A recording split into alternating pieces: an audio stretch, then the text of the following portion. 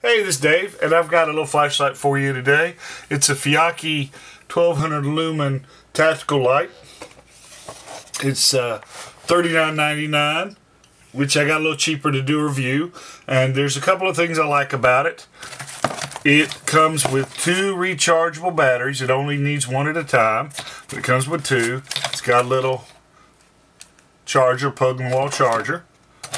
Here's the actual light. And it's got a strike bezel on it, but it's not like you're going to use that mounted on your weapons light. If I'm going to hit somebody, I'm going to hit them with the rifle.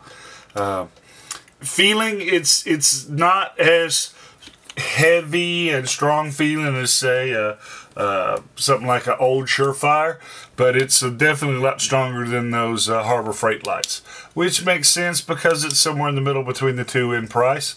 So it comes with Mlok screws and the Allen key, so it will attach to Mlok. So if your rail is like mine, I don't have to put a rail on it. This will attach directly to the rail.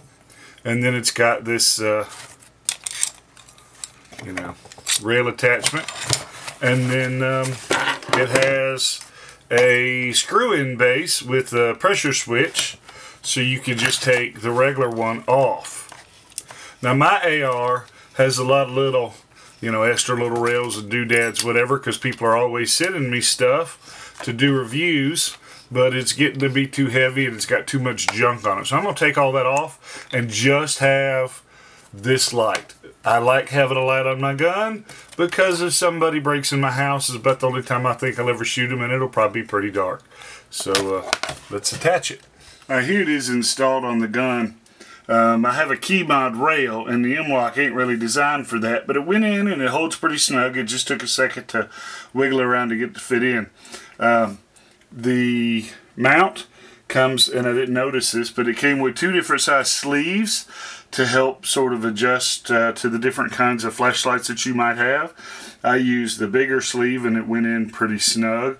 The only real, and it's not really a complaint, but the pressure switch didn't have any tape. It didn't come with any tape, and I didn't have anything really to permanently mount it onto the gun, so I put the push button momentary switch on, which I don't really like, but it will work for as much as I use it.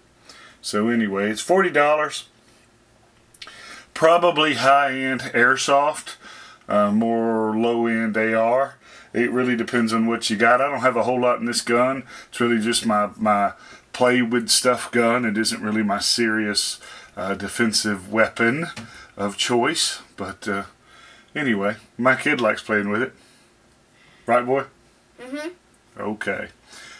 So there you go. Thanks.